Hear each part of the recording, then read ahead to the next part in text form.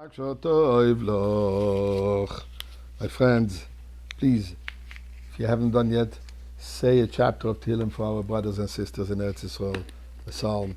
Give some more tzedakah. Let's do it now. Let's do it together, because doing things together has an additional powerful blessing. Plagues all over. But let's talk for a moment about the plagues in Egypt.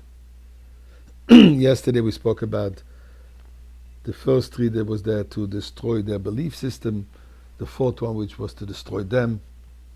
Then we read about the seventh one, and a very peculiar one, very particular one. Hail.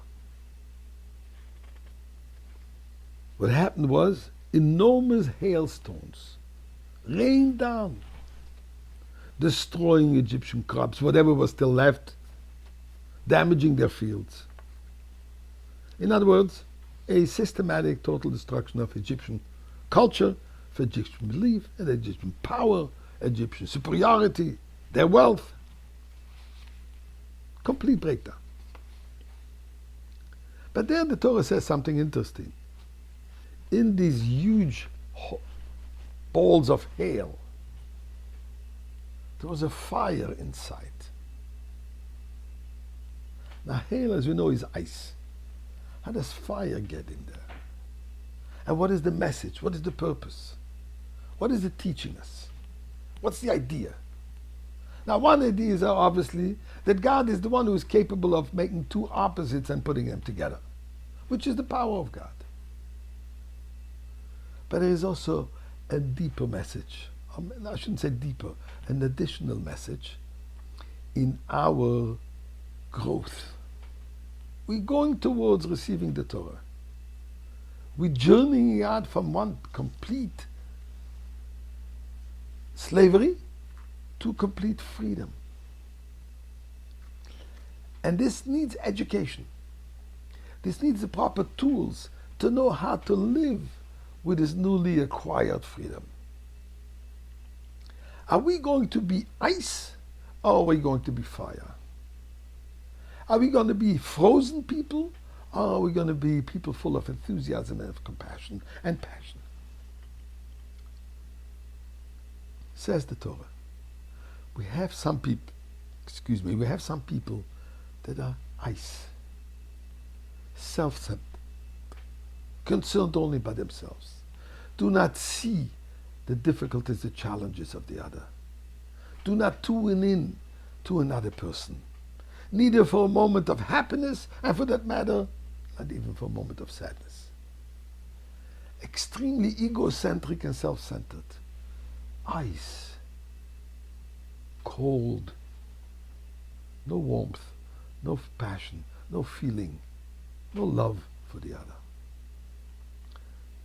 So one can ask the question, are they doomed forever? Are they going to go into the grave as an icebox? God forbid.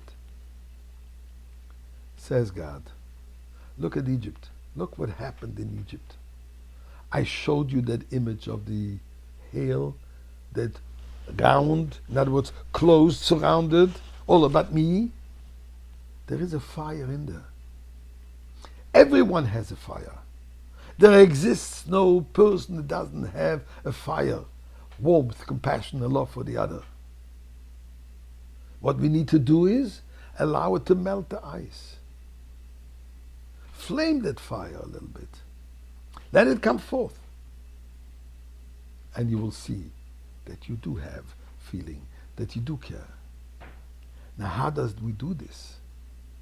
So the answer is very simple. Act. First of all, break your own ego. Allow your own ice to melt away. Don't focus only in practical, even if you don't have the feeling. If you don't feel it in you, just do it.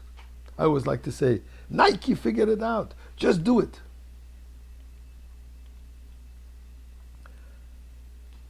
Let go of your own self-centered persona and start doing acts of kindness, even if you don't feel like it, even if it's against your desire, it's against your nature.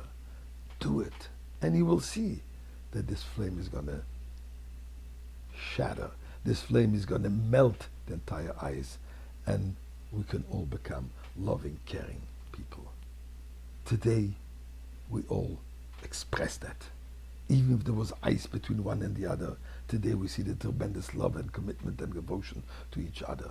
So please, Hashem, show us already the fire of the Beis Hamikdash. Show us already the flame, the temple coming down from heaven in this fire, and have the fire on the altar burning eternally. Because you want it, we want it.